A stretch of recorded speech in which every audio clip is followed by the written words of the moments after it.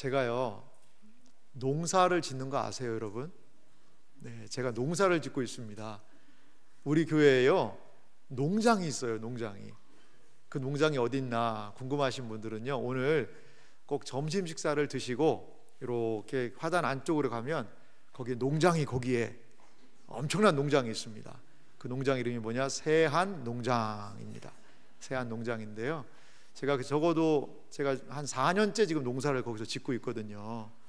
그래서 사실 이맘때쯤엔 배추를 항상 저희가 가을에 해서 올해도 4년째 제가 거기서 배추 농사를 짓고 있습니다.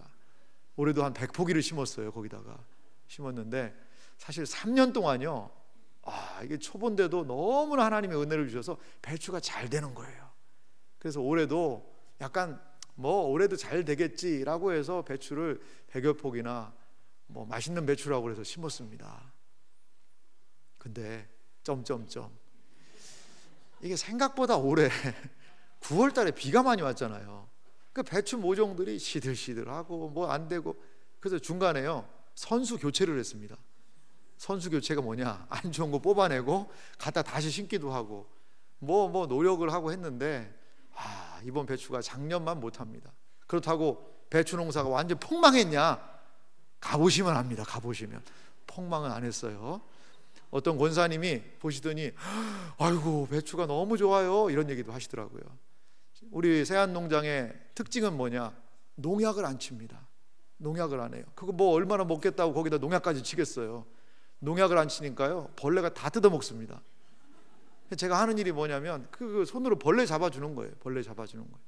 올해는 그렇게 해서 좀 하는데도 참 예년 같지는 않구나 이런 생각이 들어요. 여러분, 한 해를 수고하는 우리 농부 아저씨들이 언제 위로를 받을까요? 그것은 바로 가을에 결실할 때, 추수할 때 아니겠어요? 가을이 풍성한 이유는 뭘까요?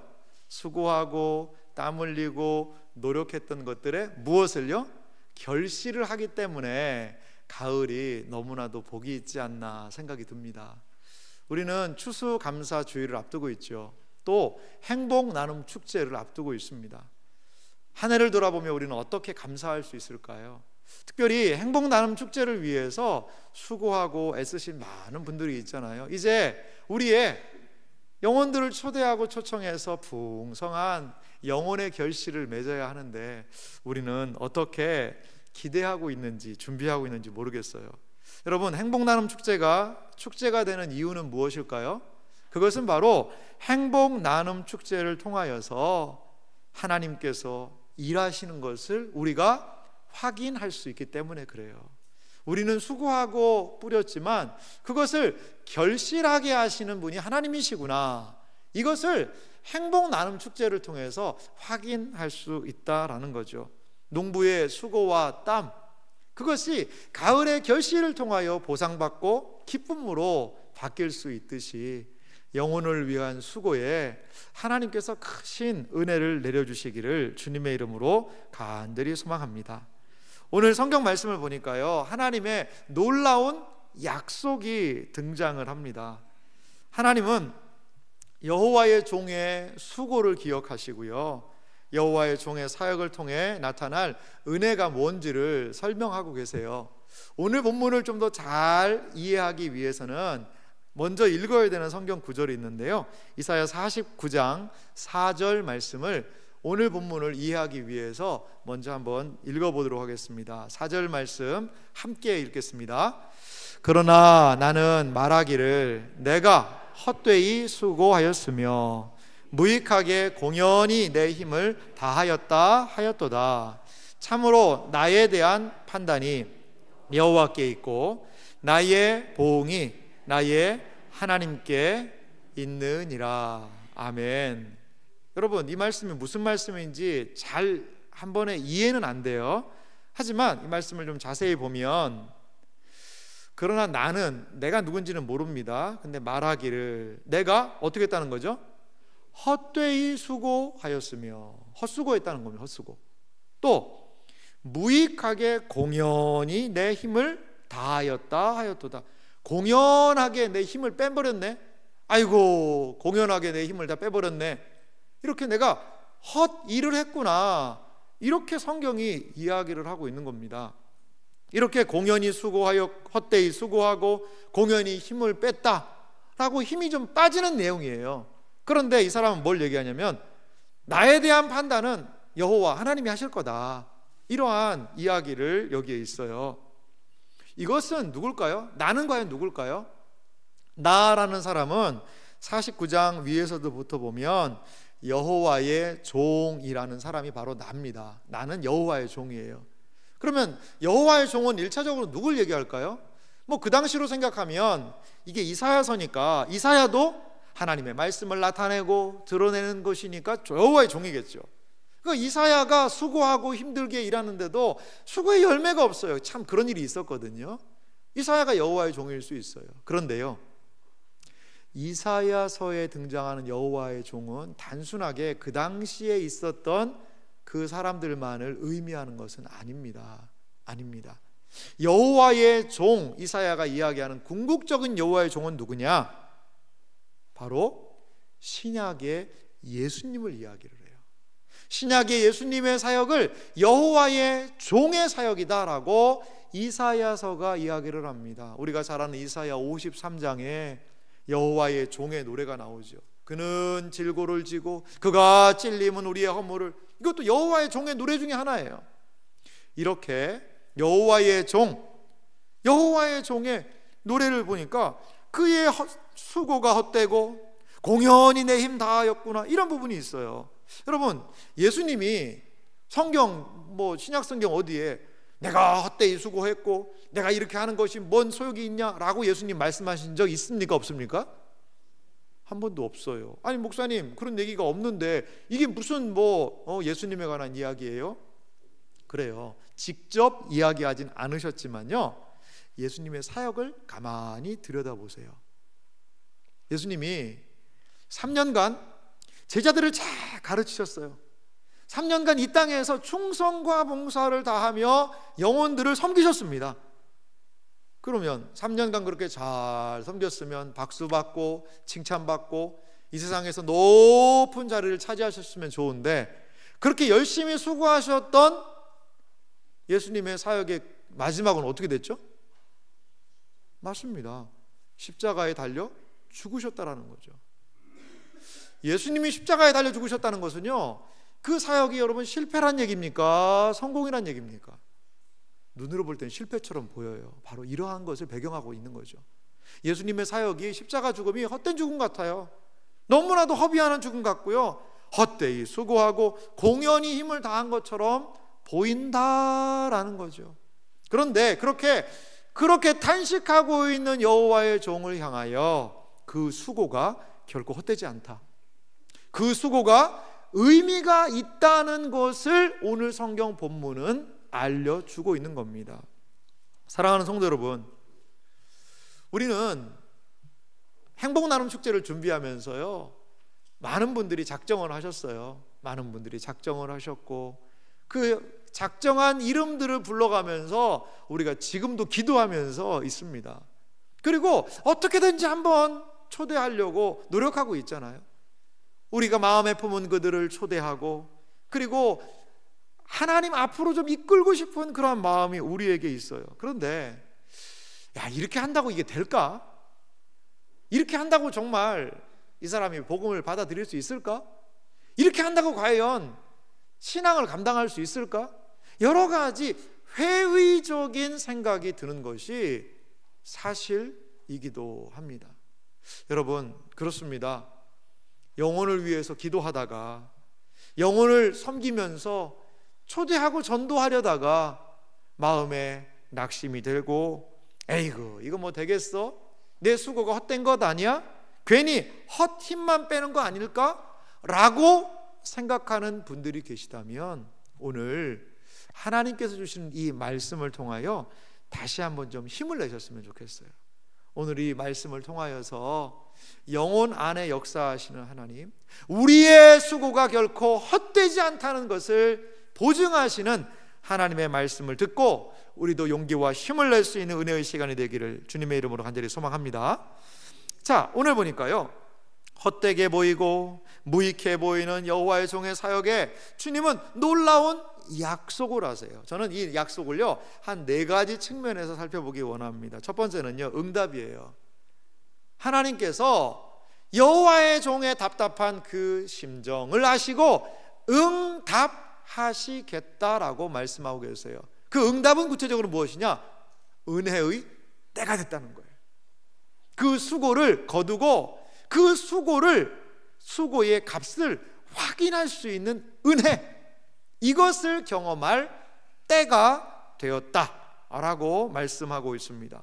오늘 이사야 49장 8절 말씀을 제가 읽어보면요, 여호와께서 이같이 이르시되 은혜의 때에 내가 내게 응답하였고 구원의 날에 내가 너를 도왔도다. 내가 장차 너를 보호하여 너를 백성의 언약으로 삼으며 나라를 일으켜 그들에게 그 황무하던 땅을 기업으로 상속하게 하리라. 아멘.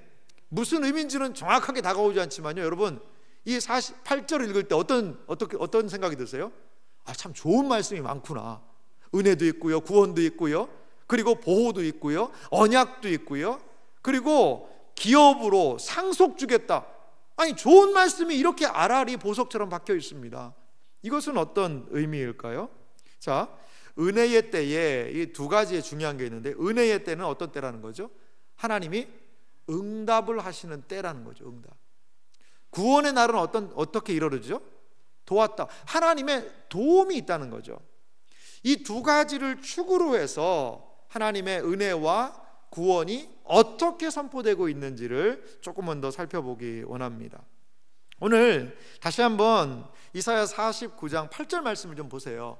저는 이게 은혜의 열매들이라고 보는데요, 은혜의 때에 내가 내게 응답하였고 라고 이야기하면서 내가 장차 너를 뭐 하시겠다는 거죠?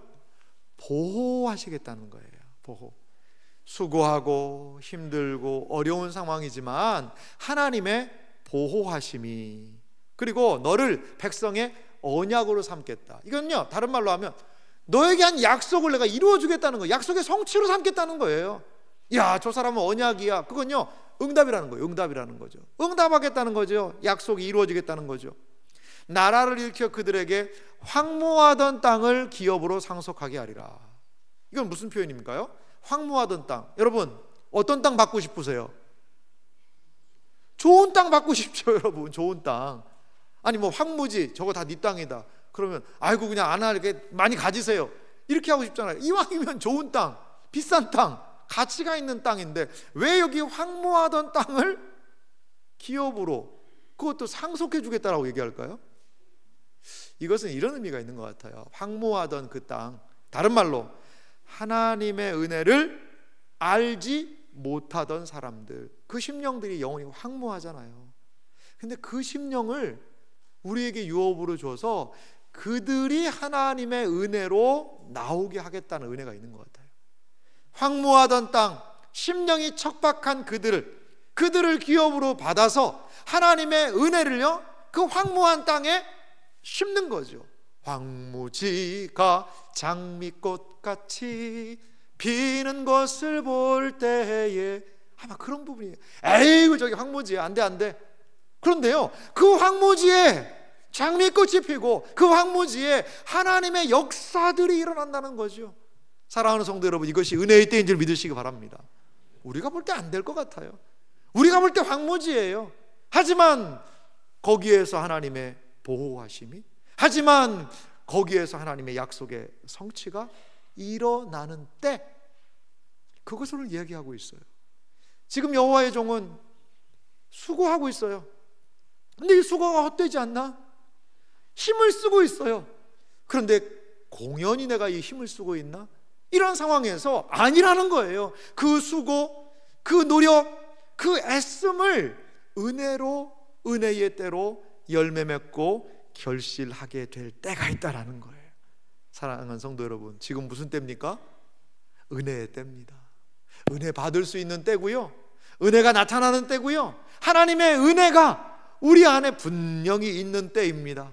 은혜로 달려나아가서 황무지까지라도 이 하나님의 놀라운 은혜의 역사로 드러날 수 있는 은혜를 우리가 경험하시기를 간절히 소망합니다. 또한 두 번째로 보면은요, 구원의 날이라는 단어가 있어요. 지금은 은혜를 받을 수 있는 그런 날이다 라고 이야기하고, 두 번째 구원의 날에 대한 이야기를 또 하고 있습니다. 이 구원은 어떻게 이루어지느냐? 하나님의 도움으로 이루어진다는 거죠. 은혜는요, 간절히 사모하던 사람의 응답의 결과였어요. 그런데 여기에서 도움은 하나님의 구원의 날을 이루시는 것이라는 거죠. 그럼 구체적으로 하나님께서는 어떻게 구원의 날을 이루시는 걸까요? 이사야 49장 오늘 본문 9절 말씀 보니까요, 하나님께서 행하시는 구원의 날의 모습을 이렇게 말하고 있습니다. 9절 말씀 같이 읽어보겠습니다. 함께 읽습니다. 내가 잡혀있는 자에게 이르기를 나오라 하며 흑암에 있는 자들에게 나타나라 하리라. 그들이 길에서 먹겠고 모든 헐벗은 산에도 그들의 풀밭이 있을 것인즉. 아멘. 보십시오. 하나님의 구원의 날을 딱 선포하신 다음에 하나님께서 행하시는 구원의 구체적인 내용이 뭔지를 보여주세요. 잡혀있는 자에게 이르기를 나오라는 거죠. 감옥에 들어가 있어요. 잡혀 있어요. 사슬에 매어 있습니다. 그런데 나오라 라고 이야기하고요, 흑암에 있는 자들, 흑암이라는 것은 어둠이죠. 어둠 속에 갇혀있는 그들에게 나타나리라. 빛이 쫙 비치니까 무엇이 참이고 무엇이 거짓인지 분별하고 볼 수 있게 되는, 나타나는 은혜가 발생하게 되는 겁니다. 이게 구원의 날에 주시는 은혜입니다.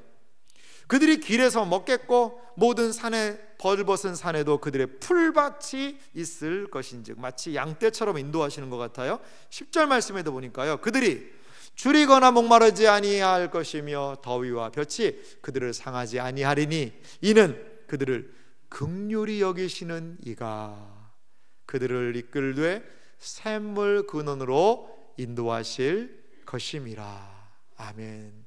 사랑하는 성도 여러분, 하나님께서요, 구원의 날을 선포하시는 거예요. 불러내시는 겁니다. 여러분, 일제시대 때를 한번 생각해 봅시다. 1919년 3월 1일에 만세운동을 우리나라가 했습니다. 일본에 이렇게 우리가 당할 수는 없다.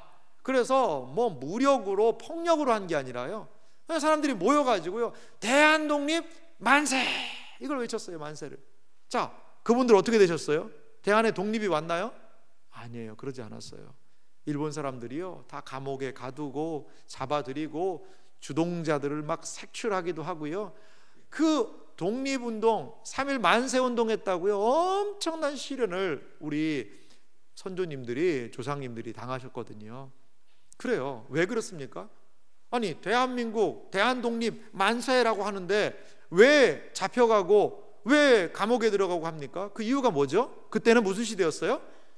일제 시대였다는 거죠. 일제 치하에 그러한 시대였기 때문에 그렇습니다. 그런데요, 1945년 8월 15일이 되었습니다. 그날이 무슨 날입니까?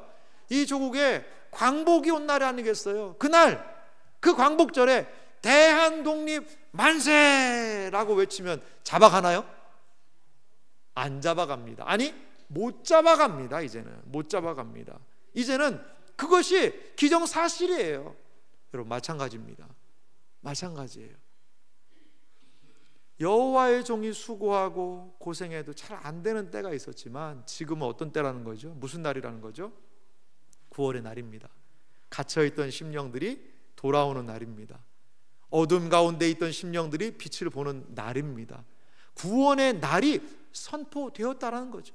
하나님께서 새로운 구원의 역사를 이루시는 날이 되었다는 것을 여러분 믿으시기 바랍니다. 전도를 하면요, 전도가 돼요. 그리고 복음을 증거하면요, 복음으로 반응하게 되어 있습니다. 왜? 무엇 때문에요? 지금은 하나님의 구원의 날이기 때문에. 하나님께서 구원을 선포하시고 이루어지게 하신 날이 왔다는 사실을 여러분 믿으시기 바랍니다. 이것이 무엇을 통하여 이루어졌을까요? 마태복음 4장 16절, 예수님께서는 이 이사야의 말씀을 이어받으셔서 예수님의 사역을 이렇게 소개를 하고 있습니다. 같이 읽어보겠습니다.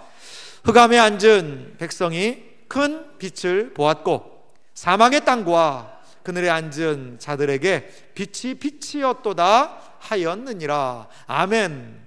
흑암에 앉은 백성이 큰 빛을 보았어요. 사망의 땅과 그늘에 앉은 자에게 빛이 비추었다. 이것이 바로 예수 그리스도의 오심이라는 겁니다. 사랑하는 성도 여러분, 예수님이 이 세상에 오시고 구원의 문을 여셨음을 여러분 기억하시기 바랍니다. 예수님이 이 세상에 오셔서 일하시면, 예수님이 이 세상에 오셔서 말씀을 증거하시면, 예수님이 이 세상에 오셔서 하신 그 일의 결과가 무엇입니까? 구원이에요. 구원이에요. 하나님이 일하시면 구원이 나타납니다. 하나님이 일하시면 영혼이 돌아옵니다. 하나님이 일하시는 그 현장은 영혼이 주님께로 돌아오는 일들, 구원의 역사들이 일어나게 된다는 겁니다. 구원의 날은 무슨 날입니까? 하나님이 일하시는 날입니다. 하나님이 강력하게 역사하시는 그 날이라는 거죠. 그래서 신자는 하나님의 일하심을 기대합니다. 하나님의 큰 일을 기대합니다. 그 날은 구원의 날이게 되기 때문입니다. 하나님의 자녀들은 하나님의 도움을 간절히 사모하고 기대해야 합니다. 하나님의 구원이 나타나도록 말입니다. 출애굽기 14장 13절 보니까요, 이스라엘 백성을 향하여서 하나님의 사람 모세는 이렇게 선포하고 있습니다. 모세가 백성에게 이르되 너희는 두려워하지 말고 가만히 서서 여호와께서 오늘 너희를 위하여 행하시는 구원을 보라. 너희가 오늘 본 애굽 사람을 영원히 다시 보지 아니하리라. 모세는 백성들에게 이야기합니다. 여호와께서 오늘 너희를 위하여 행하시는 구원을 보라. 할렐루야. 사랑하는 성도 여러분, 우리가 어떻게 우리의 VIP를 품고 전도할 수 있을까요? 그들에게 어떻게 복음을 전할 수 있을까요? 바로 이것 때문에 그래요.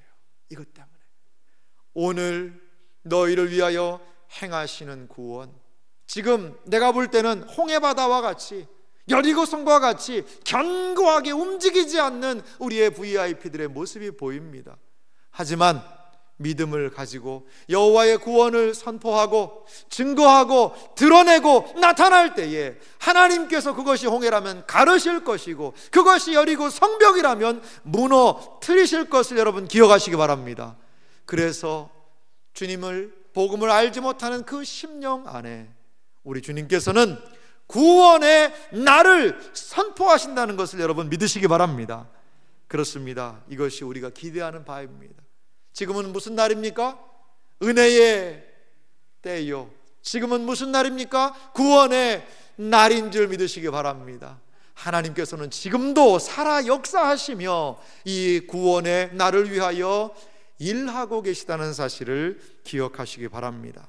자, 이제 하나님의 은혜의 때, 구원의 날을 선포하신 하나님께서는 이제 우리를 그 은혜와 구원의 자리로 인도하시는 것을 볼 수 있어요.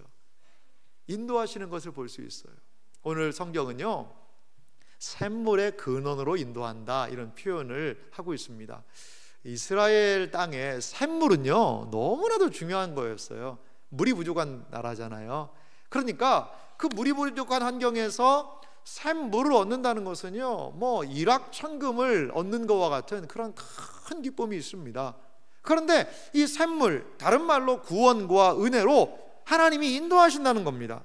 자, 다시 한번 오늘 본문 10절을 제가 읽어보면요, 그들이 줄이거나 목마르지 아니할 것이며 더위와 볕이 그들을 상하지 아니하리니 이는 그들을 긍휼히 여기는 이가 그들을 이끌되 샘물 근원으로 인도할 것임이라. 사랑하는 성도 여러분, 하나님의 은혜의 날에, 하나님의 구원의 날에 하나님께서요 그 복되고 은혜로운 자리로 인도하시는 일들이 발생하게 됩니다. 11절 말씀에도 보면 구체적으로 하나님이 어떻게 인도하시느냐를 좀 11절에 보면은요, 내가 나의 모든 산을 길로 삼고 나의 대로를 도두리니. 자, 내가 나의 모든 뭐를요? 산입니다. 산을 뭐로 삼아요? 길로 삼는다.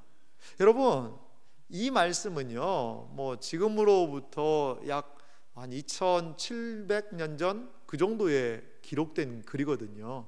근데 산에 길을 낼 수 있다? 이 고대 사람들은 그런 생각 못했을 거예요. 어떻게 산에 길을 냅니까? 길은 평지나 아니면 골짜기로 해서 나는 부분이죠. 물론 산에 오솔길 정도가 있을 수 있어요. 근데 여기는 산의 길이 무슨 길이에요? 대로입니다. 큰 길입니다. 지금이야 기술이 좋아가지고 막 산을 무너뜨려서 길도 내기도 하고 하는 일이 가능합니다만, 아니 모든 산을 길로 삼는다? 이게 하나님의 말씀이지만 그 사람들이 참 믿기 어려웠을 거예요. 모든 산을 길로 삼는다는 것은 어떤 말일까요? 산이지만 거기에 장애물이 있지만 거기에 하나님이 길이 되신다는 거죠. 제가 대학생 때요, 한번 지리산 노고단까지 올라가 본 적이 있어요. 노고단이 약 한 1500m 정도 높이입니다. 그래서 그때 막 텐트 이런 것도 짊어지고 거기서 텐트 치고 잔다고 막 낑낑대면서 올라갔어요. 오전에 올라갔는데요, 하여간 저녁 직전에 그 노고단 지리산 거기까지 갔죠. 천왕봉까지는 못 갔습니다. 예. 그리고서는 거기서 이제 텐트를 치고 야영을 하고 그 다음날 아침에 내려왔는데요, 그 다음에 힘들게 내려온 게 아니에요. 바로 노고단 바로 앞에까지요 버스가 다니더라고요. 버스가. 예. 노고단에서 얼마 떨어지지 않은 것까지 차가 올라오더라고요. 차가.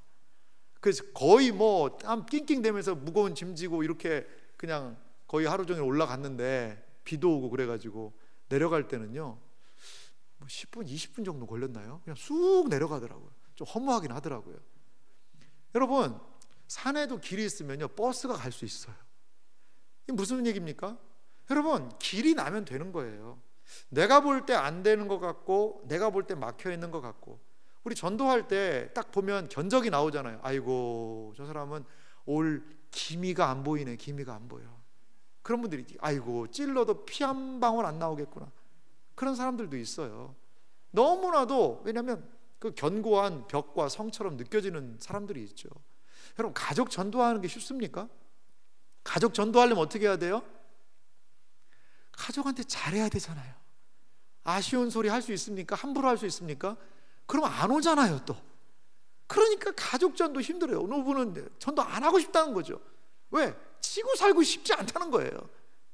그런 부분도 있고, 여러분 지인, 직장 동료, 아는 사람들 여러분 전도하고 싶습니까? 어려워요. 이게 보통 어려워요. 이 교회에서 적어내라고 그래서 적어는 냈지만 아직까지 한 번도 접촉 안 한 분도 있을지도 몰라요. 이름만 적어놓고. 근데 오늘 성경 말씀 보니까요, 하나님이 은혜의 때 구원의 날을 만드시고 막 산까지 그냥 밀어붙여서 길을 만드셔서 무엇인가 하시겠다는 거죠. 오늘 우리가 읽었던 본문인데요, 이사야 49장 12절 말씀을 읽어보실래요? 49장 12절 말씀을 같이 읽어봅시다. 어떤 사람은 먼 곳에서, 어떤 사람은 북쪽과 서쪽에서, 어떤 사람은 시님 땅에서 오리라. 아멘. 하나님이 길을 얼마나 잘 닦아 놓으셨는지, 어떤 사람은 먼 곳에서, 어떤 사람은 북쪽과 서쪽에서, 어떤 사람은 시님 땅. 여러분, 시님 땅이 어딘지 아세요? 우리 잘 모르는데요, 먼 곳은요 성경 주석학자는 동쪽이라고 봅니다. 동쪽이, 먼 곳은 동쪽이다 이렇게 표현하고요. 그리고 북쪽과 서쪽 얘기하죠.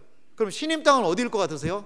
느낌상 맞습니다. 완전히 남쪽, 이게 이집트 쪽에 있는 한 지역이라고도 얘기하는데요, 이스라엘 땅에서 완전히 남쪽이에요. 남쪽.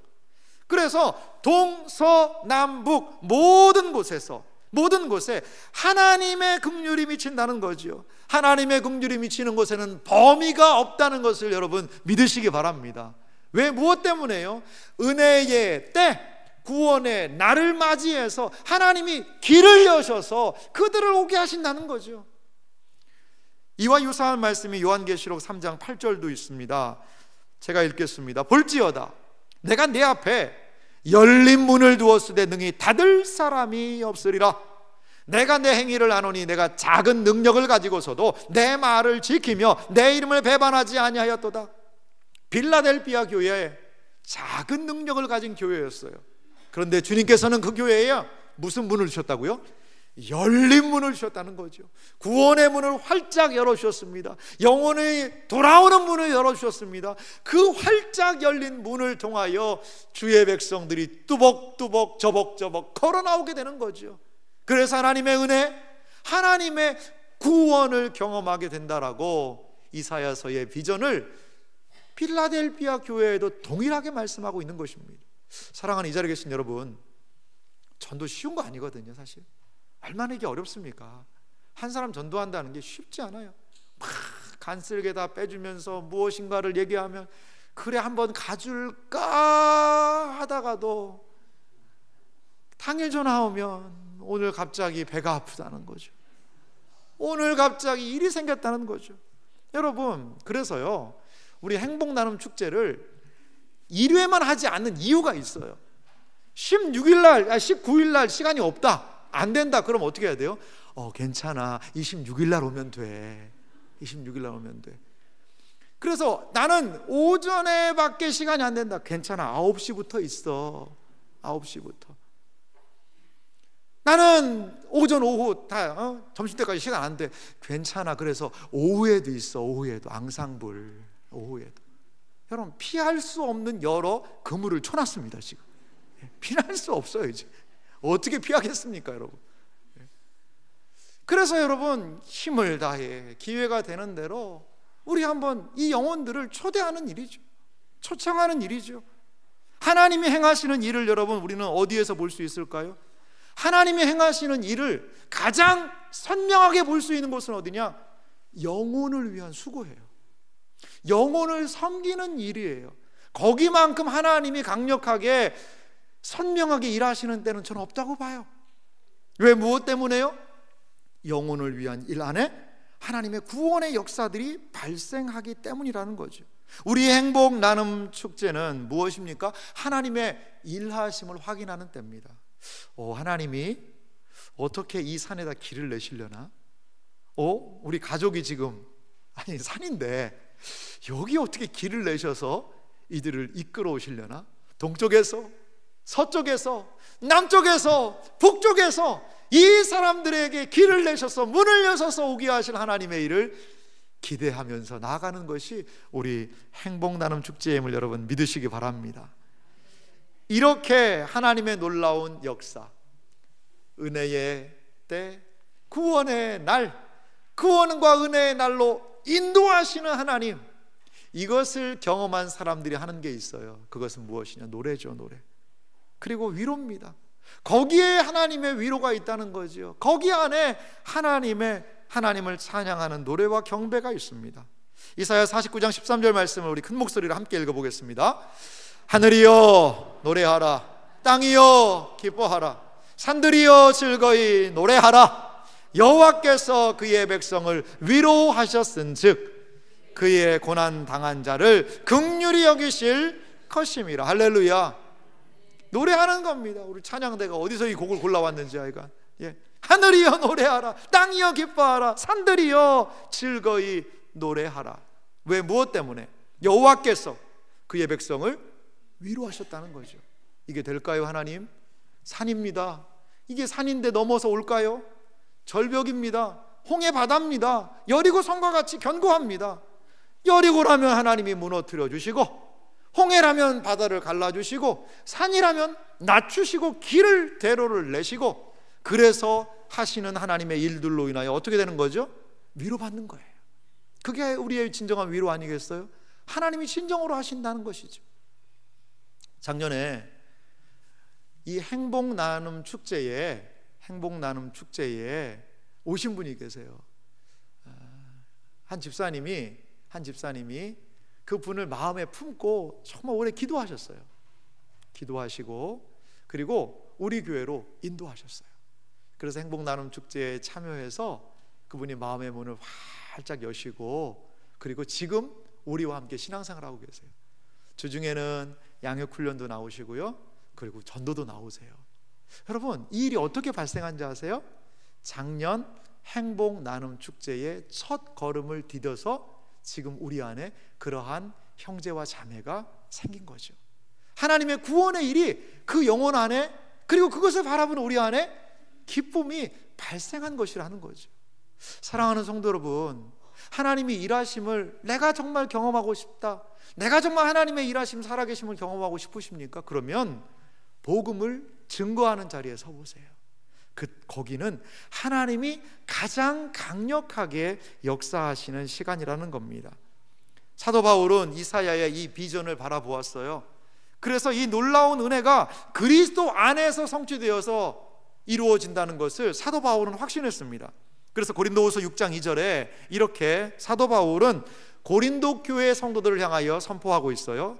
이르시되 내가 은혜 베풀 때에 너희에게 듣고 구원의 날에 너를 도왔다 하였으니 보라 지금은 은혜 받을 만한 때요, 보라 지금은 구원의 날이로다. 할렐루야. 그렇습니다. 예수 그리스도 안에서 이 은혜의 선포, 이 구원의 선포가 보라라고 이루어졌다고 사도 바울은 고린도 성도들을 향하여서 선포하고 외치고 있습니다. 저도 이 자리에 계신 우리 세안의 가족들 향하여 선포하고 외칩니다. 지금은 어떤 때입니까? 은혜 받을 만한 때, 은혜 받을 수 있는 때인 줄 믿으시기 바랍니다. 지금은 어떤 때입니까? 구원의 날입니다. 구원이 이루어집니다. 장애물들이 벗어집니다. 동서남북 사방에서 복음을 증거할 때에 추수할 수 있는 은혜의 역사가 일어나는 때라는 것을 여러분 믿으시기 바랍니다. 그렇습니다. 구원의 날, 은혜의 때를 살아가고 있어요 우리. 하지만 우리 가운데 연약함이 분명히 있어요. 부족함이 있어요. 망설임이 있어요. 주저함이 있어요. 하지만 사도 바울은 이 구원의 날을 지나고 있는 우리를 어떠한 존재라고 이야기하는 줄 아세요? 이렇게 구원의 은혜의 날을 사도행전 고린도후서 6장 2절에 선포한 다음에 고린도후서 6장 9절과 10절 보니까 사도 바울은 그 은혜에 참여하고 그 은혜에 수고를 하는 우리가 누구인지를 이렇게 말합니다. 두 절 같이 읽겠습니다. 무명한 자 같으나 유명한 자요, 죽은 자 같으나 우리가 살아있고, 징계를 받는 자 같으나 죽임을 당하지 아니하고, 근심하는 자 같으나 항상 기뻐하고, 가난한 자 같으나 많은 사람을 부유하게 하고, 아무것도 없는 자 같으나 모든 것을 가진 자로다. 아멘. 사랑하는 성도 여러분, 이것이 우리의 모습 아닐까요? 그래도 하나님이 주신 게 있어요. 여호와의 종의 수고, 이거 헛수고 아닐까? 우리의 수고, 이렇게 한다고 뭐가 되겠어? 작년에도 안 됐는데 라는 우리의 그 모든 수고, 그것이 결코 헛되지 않을 거예요. 그것을 하나님은 약속하고 계십니다. 그 수고가 헛되지 않다는 것, 하나님이 은혜의 날을, 은혜의 때를 허락하셨고 구원의 날을 허락하셔서 그곳으로 인도하시고, 그리고 그곳에서 함께 하나님을 찬양하며 경배하며 위로할 때가 되었다라고 우리에게 또한 위로하고 우리를 격려하고 계신다는 사실을 여러분 기억하시기 바랍니다. 사랑하는 성도 여러분, 그렇습니다. 은혜, 구원, 찬양의 날이 우리에게 있습니다. 우리의 행복 나눔 축제, 이곳에서의 신앙의 삶이 은혜의 날이 되기를 간절히 소망합니다. 구원을 확인하는 날이 되기를 소망합니다. 그래서 하나님께 찬양하며 경배하며 하나님의 그 큰 위로의 역사가 우리 안에 나타나기를 간절히 소망합니다. 비록 우리는 지금 많이 수고하고 있고 땀 흘리고 있고 정말 이 수고가 헛된 것이 아닌가라는 회의적인 생각이 들기도 하겠지만, 하나님의 이 말씀을 마음에 새기고 기억하며 영혼을 위한 수고를 통하여 하나님의 일하시는 하나님의 큰 일, 하나님의 구원을 경험하시는 이 자리에 계신 모든 분들이 되시기를 주님의 이름으로 축원합니다.